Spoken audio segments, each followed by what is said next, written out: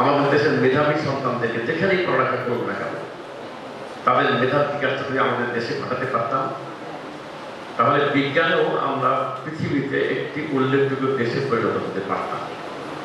কিন্তু দুঃখজনক যেটা, নানান কারণে, নানান অসমর্থের কারণে, সামর্থ্যহীনতার কারণে আমরা বাংলাদেশে কোনো ধরনের বৈজ্ঞানিক শিল্প প্রতিষ্ঠা করার কোনো ব্যবস্থা করতে পারি না।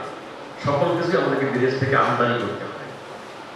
মানে আমদানির কারণে আমরা বিপুল পরিমাণ বৈদেশিক মুদ্রা থেকে বঞ্চিত হচ্ছি। আমাদের দেশের সম্পদ, তাদের শুল্ক, আমাদের দেশের শুল্ক সব মিলে একজন ক্রেতাকে বিপুল পরিমাণ অর্থ গুনতে বাধ্য করা হচ্ছে।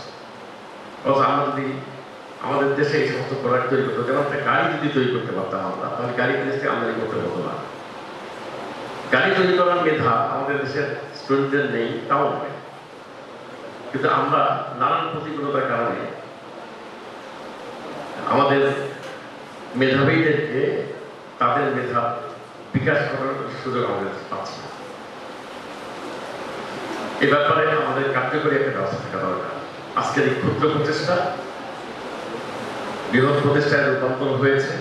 সারা দেশব্যাপী এই প্রদর্শনীর মাধ্যমে আমরা খুদে বা সত্য প্রতিভাগুলোকে আলোকিত করতে চাই এবং এর মাধ্যমে দেশ তাদের মেধার যে অপচয় বলতে বিদেশে চলে যাচ্ছে, এটাকে দেশে সংরক্ষণ করার সুযোগ সৃষ্টি করুক, এই প্রত্যাশা ব্যক্ত করছি।